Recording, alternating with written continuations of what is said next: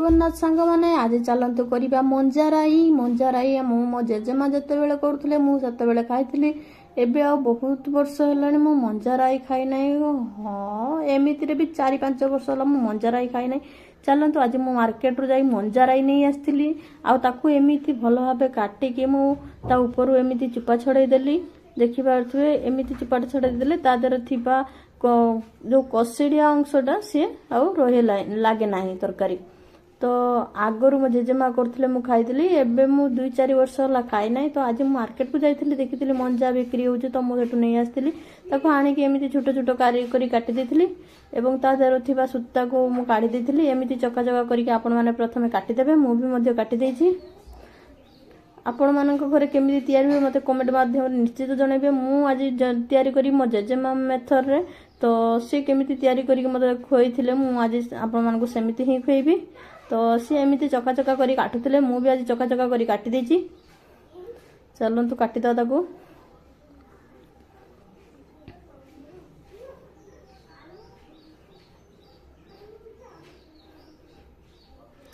ଏମିତି ତ ମୁଁ ଚକା ଚକା କରି କାଟୁଛି। ତ ଦେଖିପାରୁଥିବେ ମୋର କେମିତି ସବୁ ମଞ୍ଜାରୁ ମୁଁ କେମିତି ଚୋପା ଛଡ଼େଇ ଦେଇଛି।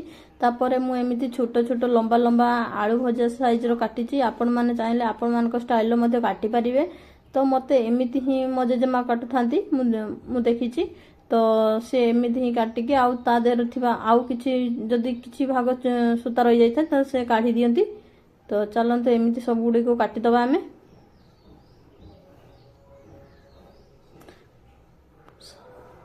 ସବୁଦିନ ଗୋଟେ ନୂଆ ନୂଆ ରେସିପି ନେଇ ମୁଁ ଆପଣମାନଙ୍କ ପାଖକୁ ଆସିବି। ତ ଏଠି ଦେଖନ୍ତୁ ମୁଁ କିଛି ମସୁରୀ ଡାଲି ବତୁରିଥିଲି ତାପରେ ମୁଁ ତାକୁ ସିଝେଇ ଦେବା ପାଇଁ ଆଣିଛି। ତ ଏଠି ମୁଁ କିଛି ମସୁରୀ ଡାଲି ସିଝେଇଛି। ତ ୟା ମଧ୍ୟରେ ଆମେ କାଟି ରଖିଥିବା ମଞ୍ଜାକୁ ଆମେ ପାଣିରେ ଚୁପୁଡ଼ିକି ଭଲ ଭାବେ ସଫା କରିବା। ତାପରେ ଆମେ ସେଥିରେ କିଛି ଲୁଣ ଦେବା।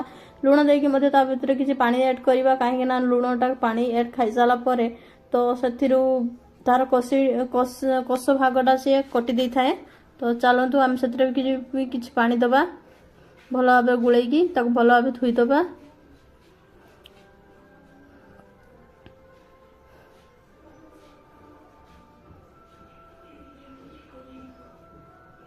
ତ ତାକୁ ଭଲ ଭାବେ ଚୁପୁଡ଼ିକି ଆଉ ଏକ ପାତ୍ରକୁ କାଢ଼ିବା।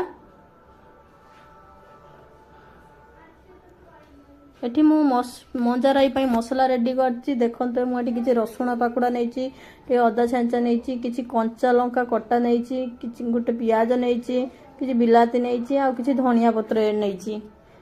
ଏବେ ଚାଲନ୍ତୁ ଦେଖିବା ମସୁରୀ ଡାଲି ମଧ୍ୟ ଆମର ଫୁଟି ଆସିଲାନି। ଆଉ ବେଶୀ ମାତ୍ରାରେ ସେ ସିଝି ନାହିଁ, କାହିଁକି ନା ଏମିତି ହିଁ ସିଝିବା ଦରକାର। ସେଥିରେ ଆମେ କାଟି ରଖିଥିବା ମଞ୍ଜାରାଇକୁ ପକେଇବା। ମଞ୍ଜାରାଇକୁ ପକେଇକି ଆମେ ତାକୁ ଫୁଟେଇବା। ସେଥିରେ କିଛି ଲୁଣ ଦେଇକି ଆମେ ତାକୁ ଭଲ ଭାବେ ଫେଣ୍ଟେଇ ଦେବା। ଦେଲେ ଆଉ ଯାହା ବାକି ଅଛି ମସୁର ଡାଲି ସିଝିବା ପାଇଁ ମଞ୍ଜାରାଇ ଭିତରେ ସେ ସିଝିଯିବ। କିଛି ହଳଦୀ ପକେଇବା, ଆବଶ୍ୟକ ଅନୁସାରେ କିଛି ଜିରା ଗୁଣ୍ଡ ପକେଇବା।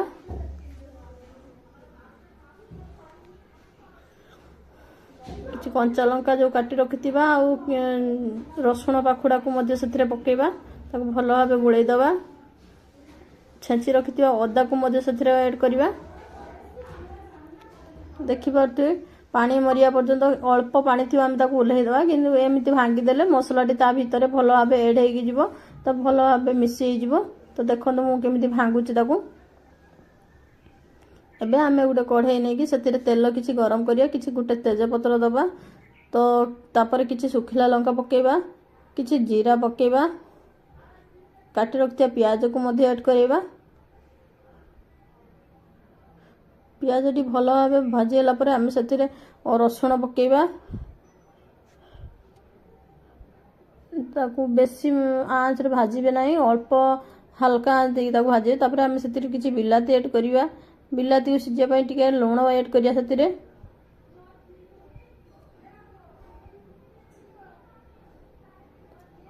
ଲୁଣ ଦେଲେ କ'ଣ ହେବ ନା ବିଲାତିଟି ଭଲ ଭାବେ ସିଝି ହେଇଯିବ। ଏବେ ଆମେ ତାକୁ ଭଲ ଭାବେ ଏମିତି ମିଶାଇ ଦେବା, ମେଲ୍ଟ କରିଦେବା, ମସଲା ରେଡ଼ି କରିଦେବା ତା ଭିତରେ।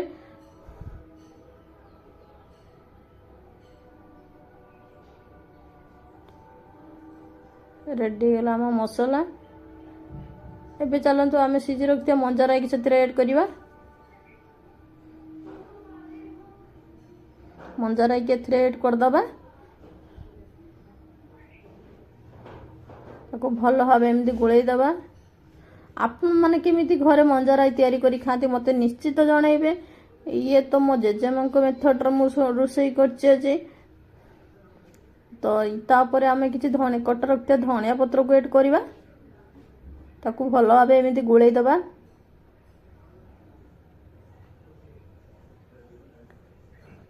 ପାଣି ଶୁଖିବା ପର୍ଯ୍ୟନ୍ତ ଆଉ ଟିକେ ତାକୁ ଜୋର ଆଞ୍ଚ ଦେଇ ତାକୁ ଭଲ ଭାବେ ଗୋଳେଇବା। ରେଡି ହେଇଗଲା। କିଛି ଗରମ ମସଲା ଏଡ୍ କରିବା। ଗରମ ମସଲା ଦେଲେ ତାର ବାସ୍ନା ଭଲ ହେଇଥାଏ। ତ ଗରମ ମସଲା ଦେଇ ସାରିଲା ପରେ ଆମେ ତାକୁ ଭଲ ଭାବେ ଗୋଳେଇ ଦେବା। ଏବେ ଗୋଟେ ପାତ୍ରକୁ କାଢ଼ିବା। ଏମିତି ଆପଣମାନେ ଘରେ ବନେଇ ଖାଆନ୍ତୁ। ଆଉ ମୋ ଚ୍ୟାନେଲକୁ ନୂଆ କରି ଆସିଥିଲେ ସବସ୍କ୍ରାଇବ୍ କରନ୍ତୁ। ରହୁଛି।